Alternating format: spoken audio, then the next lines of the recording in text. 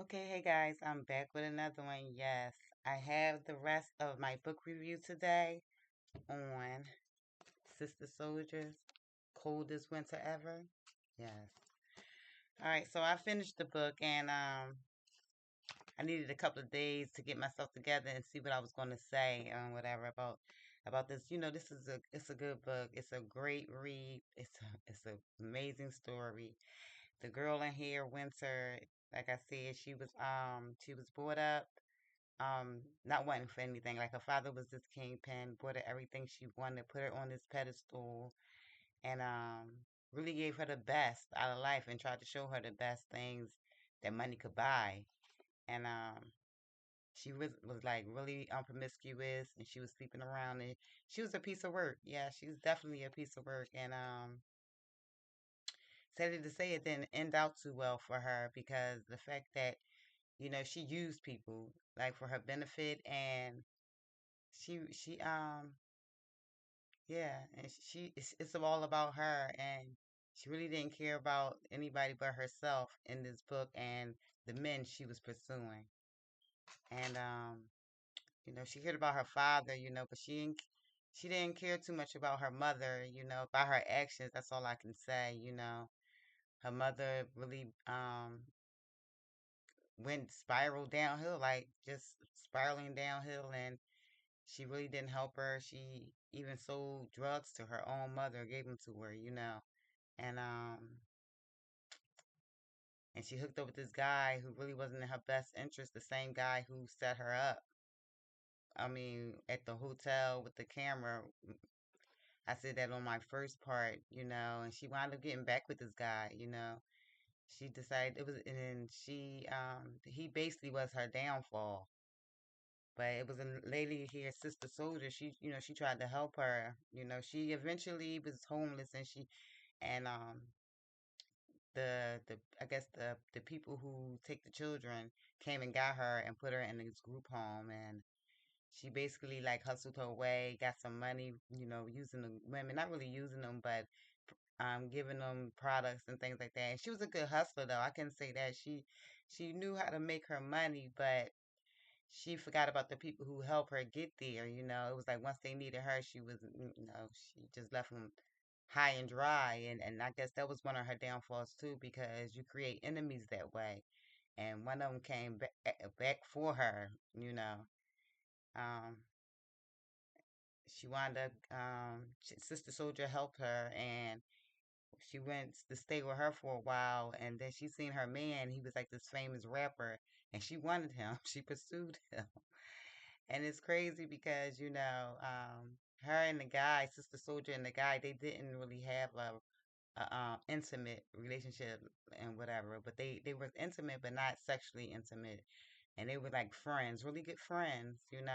And she was saying how later on she was telling her how why she didn't pursue that is because when they in that industry, they have a lot of women chasing and a lot of women throwing themselves at them, and it's hard for them to be faithful to one woman, and that's one thing she requires from a man.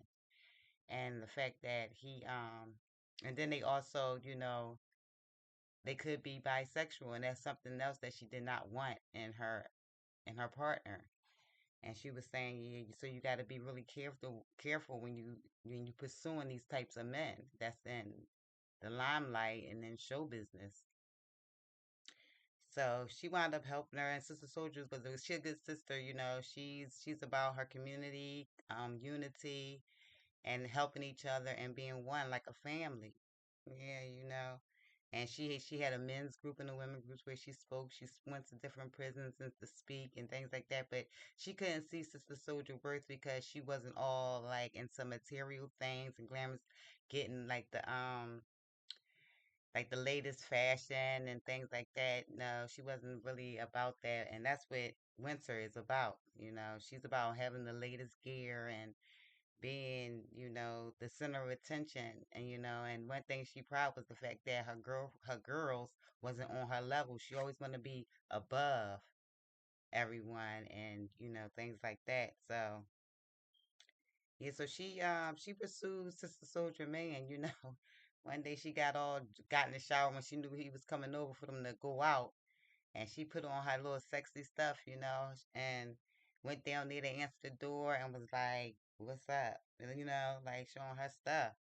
He ain't really pay her no mind, but she couldn't believe it. So he had a birthday party, and they was like all the famous people are in VIP, and she trying to figure out like, well, why can't we get in VIP? Because they ain't have the right illuminator to get in the VIP. So she wound up running into this guy, that the same one that she was at the hotel with on her birthday, and she was getting with him, and he was saying how he wanted to get with her, and blase and whatever. So he wound up giving her beef. It's like, when I paid you, be available, But prior to that, the bodyguard of the guy whose birthday it was, Sister Soldier's friend, he was like, "Yeah, we want the best women to come on to the after party with us." And she was one of the girls. And also, Sister Soldier had a sister that she was running with. And she also was picked. And they wound up lapping it into this big truck and went to this big mansion. And they was like, "Yeah, so who want to sleep with so and so?" And all the women like, "Yeah, yeah, me." And he said, "All right, well, y'all line up." And she said it was probably about 80 women lined up so they could have one night with this guy. And basically he was basically, it was like a pageant show. Who had what, who had this. Like, you had to have the latest gear, the beautiful nails, the beautiful skin, real hair. And as certain women didn't have that, they was getting knocked off the list, knocked off so more women was sitting down. And at the end, who got, the best breasts, and he wanted to see who had the best panties on. And I mean, it was outrageous, but they were down for it, and then they had to answer some questions and whatever. And she wound up winning, Winter. She wound up winning, and he escorts her up there to his room and everything. And this, she said, she walks in, it's like pitch dark, and the only thing she could see is really like the little flicker of the light, of the TV. But that really wasn't playing. It was like on pause, but it was some kind of game he was playing.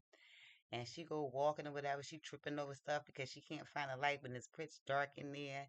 And she enters where the bed is at, and she's dark, and it's dark, and she just climbs on there and just, saying, "It's me, baby, your wish come true." And she gets just starts to kissing him, and they wind up getting all into it. I ain't gonna be too explicit, but yeah, they got into it hardcore. And the next morning, she woke up, she was by herself and whatever, and it was a maid waking her up. So I'm like, "You got to go. I got to clean this up for the next people who's going to rent." And she was like, "Rent it? Ain't this so and so house?" She was like, "No, this is a place they rent for videos and things like that. This is not his home, and he's not here, and you need to get your stuff and go." And she just like, Faberglass like, "Yeah, well, I know I'll put my thing down. He gonna be coming for me." So she wound up leaving and whatever, trying to figure out how she gonna get home. And she seen the bodyguard standing out there and whatever. He was like, "Yeah, you need a ride back?" She said, "Yeah, I need a ride back to the city and whatever."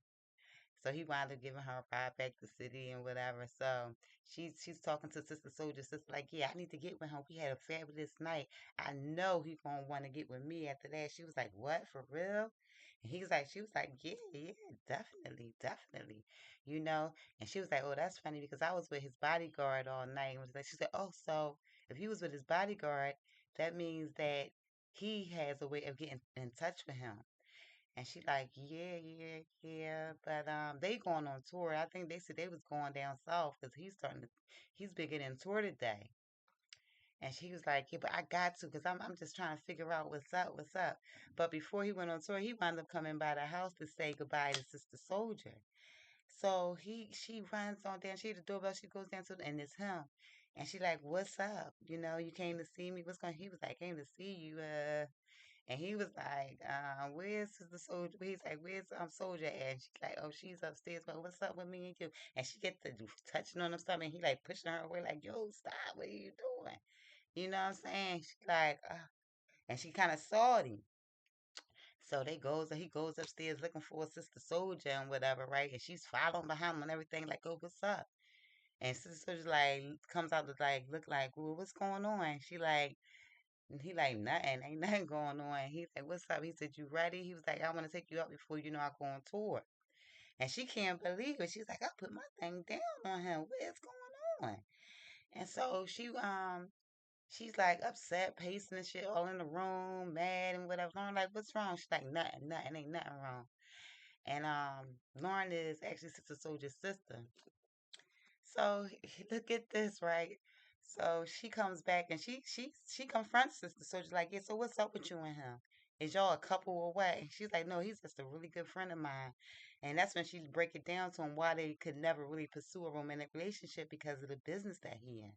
She said, but if you like him like that and you feel like it's something between y'all, shoot your shot.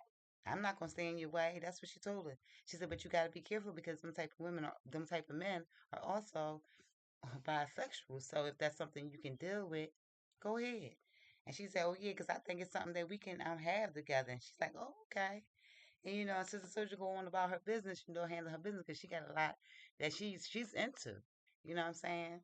And so she gets Lauren to call the bodyguard and whatever, and she like on the other phone in the other room, and she on one phone, they listening, and she said, see if you could get his number. She was like, yeah, what's up? She was like, so and so number. He said, wait a minute, you looking for him? I thought you was trying to get with me. And it's this and that. She said, I am. I'm just asking for somebody. For the girl who was up with him last night. Oh, Sasha, because she using a fake name. They calling her Sasha, but her name is Winter. And he like, oh yeah, Sasha. He was like, he started laughing. He said, yo, she wasn't with him. She was with my man, the other bodyguard. It was all a setup. Yeah, she wasn't with him. She was with so and so, and she was salty. She was like, no, that can't be true. I was with him. She was like, no. He said, listen, baby. She gets on the phone like, no, because I was with him. What you mean you? Tell me how we went down. He said, look, you walked in the room was pitch black. You didn't even say nothing to me. You was just like, baby, I'm here. I'm your dream come true. And we just got it in. You put it down, baby. I love you. What's up? Can we get back together? So come to find out, she wasn't even with the boy. She thought she was with. She was with somebody else. Played the shit out of him. And Lauren was just like, sorry. Yeah, she was sorry. She was done. So what she did was it was also another woman who lived in this beautiful house that Sister Soldier lived in that she was letting her stay there because she ain't had nowhere to go. Prior to that, it was a lot. It was a lot. So, but anyway, yeah, y'all gotta read it. It's deep. But at the end of the day, she wound up robbing Sister Soldier. Like she do these collections things on this when they was at the church and they was on a collection because she was speaking and people give her donations and stuff. And so it's like a plate and whatever that her and the other girl was holding and people was piling money in. And she was just clocking her money, saying how much money, how many people came in and how much they paying and whatever. So she wound up taking some of that money. Get this. She wound up taking some of that money and she told Sister Soldier she wasn't feeling good, so she couldn't stay. So Sister Soldier was like, it's okay, baby. You go ahead and I got some medicine in my medicine cabinet and you go ahead and take some of that and you go and lie down. She kissed her on the cheek and was like, okay, you take care of yourself, okay? And I'll be there surely to make sure that you're okay. And she couldn't believe the love that Sister Soldier gave her after she done told her she wanted her man and everything. And she was just shaking her head, telling me something. She just really didn't have no respect for Sister Soldier. And I don't know why, because she was a great person. She really is a great person though. But so she goes back to the house and whatever, and she got all this money in her little red purse and stuff because they all wore red and white shirts and red skirts. And so she had a little red bag with her and whatever. So she had the money all in the red bag and she packing on herself. And downstairs it was like a doctor's office because the other young lady that worked there was actually a doctor. She was a surgeon and gynecologist. And Lauren was down there helping her at the time because she lost her secretary. Her secretary moved to another job. So she was like in a bind. So Lauren was helping her. And what was crazy was, Lauren was and she and Sister Soldier warned Winter when she moved in. It's like, yeah, my sister, she's a slickster, she's a trickster, so you got to watch out for her. But Winter didn't pay that no attention because she thought she was, the slick one in the group, you know. So she packing her stuff. She's like, yeah, I'm leaving. I'm leaving. I'm gonna go find Midnight. She's still looking for this boy Midnight and whatever. And she said, I'm gonna go find him and see if he can. But he already told her he ain't want to. But never here it is. She's still pursuing this guy, And in between that, she getting with all other types of dudes too. So what's crazy is she getting ready to leave. She done packed all her stuff, and Lauren comes out. The was Lauren was downstairs at the door, and Lauren was like, "Yeah, well, where you going?" She said, "Oh, I'm going back to the church to finish helping your sister." She said, "Oh, you are?" She was like, "Yeah." She said, "Well, why you got your bags and stuff? What's that?" She was like, "Oh no, after that, after it's over, I'm gonna go see about my mom because my mom is sick in the hospital, and I'm gonna stay with her a few days up there." And Lauren was like, "Oh, okay, cool. Well, listen, I just got all these packages. Could you help me take them back to the doctor's office?" And she's like, she said she wanted to say no, but she wound up helping her anyway. So she helping her with these boxes and that. And after it's over with, she said, "Okay, well, I'll talk to you later. Bye, Lauren." She's like, "Okay, see you." And Lauren just watching her out the door, and she gets in the cab. And I know Lauren was saying to herself, if you just walking a couple of blocks to the church, why are you getting in the cab? So she gets in the cab. She tell the cab driver, "Yeah, take me to Jersey. I want to go to the Holiday Inn in Jersey." So it's such a. She said, "Oh, okay." He drives her there and whatever. But prior to that, she takes out like before she even helped Lauren, she took out like two $20 bills out of the stash that she had stolen and put it in her pocket and packed all the rest away in her little red purse. But prior to that, when she bought that red purse, Lauren also bought a red purse exactly like that because she liked it so much. She said, "Oh, I'm gonna get one too." And she was like, "Yeah, she's a biting bitch and this, and that." It was deep. It was deep. She a piece of work. But Lauren had also had the red bag, right? So she gets in whatever in the hotel, and she's like, "Yeah, I would like to purchase a room." And she was like, "Okay." She said, "No, I'm paying cash." And she was like, "Is that okay?" And the lady said, "Yes, that'll be fine." She go look in her red purse, and the only thing she see is some bubble gum and some empty wrappers. And she go to think about it how Lauren purchased the same red bag as her and switched the red bag. Yes. That she had all the money in that she stole from her sister. Switched the red bag and gave her her red bag with some bubble gum and some wrappers and number trash was pretty much filled up in it. And then also put something else in it so it could weigh the same amount as her bag. Lauren was slick. So she can't even pay for the room and she just homeless. She just homeless. You know what I'm saying? It's in the winter time.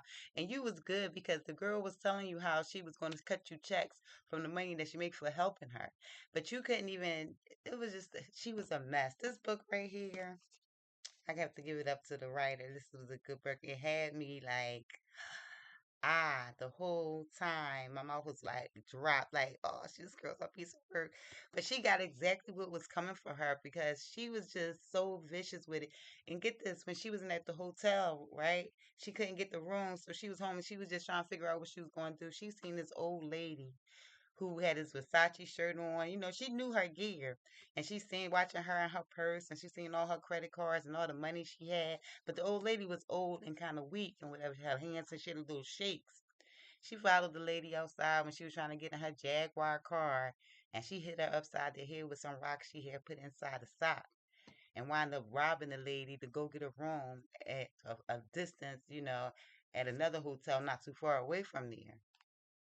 But when it was all said and done, she was like, "Dag, I don't know what I'm going to do." And prior to that, she also robbed Sister Soldier because Sister Soldier knew Midnight. And they had letters and things that they was writing each other. And she stole all the letters and everything from Sister Soldier. And she was sitting in the hotel just reading the letters. And the guy Midnight been through some things too. And that's one of her books on here too. It's called Midnight. And I guess she's telling his story. Like in the back of here. Yeah, so I guess she's telling his story because he's been through some things, which is deep. I'm not gonna go into it right now, but it was a lot in this book, and it was a good book. But at the end of the day, she wound up hooking up back with that guy that she seen at that famous person party, who also she was with on her birthday, that recorded her doing all these things and plastered it all in the club. He set her straight on up. He made it seem like he was trying to get with her.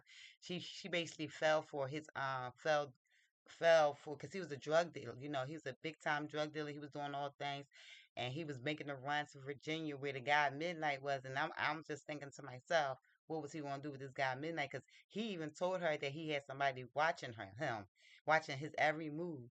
And I was just saying to myself, why is he still watching this guy Midnight? Hmm.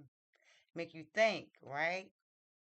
But he knew exactly. And she asked him, like, "But what exactly happened to my dad? Why his business go down?" And he knew everything. He was like, "It was a takeover." And that's plain and simple what happened. It was a takeover. And even though her dad helped a lot of people in the community and was making sure they was right and was getting money. But the happened was the he also had the police chief under his belt. But what happened was the police chief wound up having a stroke and retiring, and some new guy took over, and he was down with another crew, and he started locking up his dad, her dad crew, and everybody who was up under him, and he was looking out for. So they wound up snitching, and the new police chief put the new group of guys down and made them, and he had they back. And so they was starting to get money, and it was their territory now. He broke it all down to her and told her what happened, but her father was never getting out of jail. And her mother was on drugs really bad, and she was awful. She was, after that, really, that gunshot, that stuff really slowly but surely broke her down, and eventually she wound up dying. But that night and whatever, that they was going to go to Virginia, the girl Winter was sitting in the car and whatever, and the guy, he got a rental car in her name, and this and that. The apartment was in her name, and basically that was his way of business. And she seen her mom that night. They went back to Brooklyn, where the guy of the girls was beefing with her at, because they ain't like her because she did a lot of them dirty. And and they wound up catching up with her and whatever. The guy was trying to do his little transaction, trying to switch everything over because they was gonna take the rental car to Virginia and whatever. And one of them girls from that neighborhood seen that, and it was over. They got to fighting, cut her face all up and everything. And then the cops came, and she was stuck right there in the car fighting the girl, and they broke it all up. And the cops seen that it was drugs all in the car, guns on the car, and she went down. She went down for that. 15 years. Prior to that, she beat her mom up because her mom was trying to get some money out of her. She ain't seen her in years. She's like, where you been, Winter? I need some money. And she was like, no. She said, but I got something for you. These letters for your mom, from your dad. He been writing you. She snatched them letters from her, beat her mom out, like, get away from me. And they got in the car. She was just, it is what it is, but it was horrible. She was horrible. And she wound up going to jail for 15 years for that. And later on, her mom died while she was in jail. And they was letting her out to go to her mother's funeral, and she seen her dad. And she had twin sisters, and she also had another sister that she didn't even think about or even see what was up with them, go visit, nothing. Because when she was in the group home, they said, would you like to go see your sisters and make sure she all right? She was like, no, well, I ain't got nothing for them. And she was a piece of work. She was a piece of work. But when she was there, and she already did 7 years when her mom had passed, and she wound up seeing her dad. She said her dad looked great, but her dad took it hard that the mother had died. And when they opened the casket so they could see her one last time, he couldn't even believe that was his wife. He was like, "That's not my wife. That's not her." He was like, "Yeah, that's her." And he broke down. He was like, "Look," and she looked at him like, "Look at her. He look at him. He loved her. He all weak over her." But she was a mess because she wanted really her dad to herself, but it seemed that way, that she was jealous of anybody who was in her dad's life, and her dad wound up having another woman and a son. And the letters that she was reading, he told her, go to this other lady house and get this $50,000 and go get your mother and your sisters and get your apartment, and make sure and use some of that money and put your mother into a good rehab so she could get herself together. But she didn't never go visit her mother, so she never even got them letters until the day that she got beat up, got her face scarred, and got locked up. Yeah, yeah. I see, cause she was so selfish. She didn't want to share that money. She took the little bit of money her mother had, and her mom was like, "Where my money at?" She was like, "Oh, I get it for you." She wound up leaving and never coming back and giving her mom that money. And her mom was basically in the street, living in the street the whole time, because her sister wound up putting her out and whatever, and she was just in the street the whole time. Her mom was doing real bad, and her sister was in foster care. But this guy Midnight wound up being a good guy because he found her two twin sisters and her two twin sisters, who was nothing but babies at the time when that happened, and he wound up adopting them and raising them. So he had them for the 7 years that she was locked up, and the dad had life, so he was never getting out. And the other sister, I'm not sure how she got out. I guess she was in foster care, but she wound up doing good too, cause she pulled up to the funeral and the Ben's doing real good. He was like, "Dad, who is this model walking up?" She was saying to herself. Couldn't find out that was one of her other sisters that she deserted.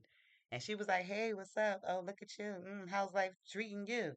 But she was looking amazing and she was doing real good for herself and had a husband and whatever. And she was living in Manhattan somewhere.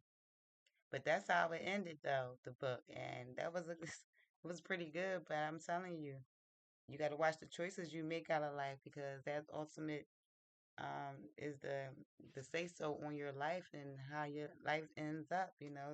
It's good that she ended up there, but she was just saying how she was maybe not survived the next 8 years she had to do in jail because all she was doing was fighting because most of the girls that she did dirty was up there with her. You know what I'm saying? And yeah, well, this is a good book, and if y'all want to get it checked, I guess I know I told you most of the stuff, but it's a lot of stuff that I didn't tell you that's still in this book that you could really read it and and take heed to it. But yeah. But it was funny because that guy who set her up in the long run, he was just saying how the people had to take over. They was called the family. Mm. Read between the lines. I thought maybe it was some kind of connection there, but I don't know. But that was it, guys. That was my review of Sister Soldier, the coldest winter ever. And now I just want to let you know that I'm actually reading this story right here, Behind Closed Doors, if you can see. Yeah, it's B.A. Paris is the author of this. And I'm reading this now, and that's gonna be my next review. It's about a married couple. And it's like behind closed doors, I guess, in front of everybody, everything's great, but behind closed doors, it's another story. That's what I'm thinking. I'm only on the second chapter, but yeah, I'm reading it now, and when I'm done with that, I'll give you a review of that. All right, guys, I'd like to thank you for sitting here and listening to my review, and I would like to thank everyone who subscribe and like and comment on my page, and love you.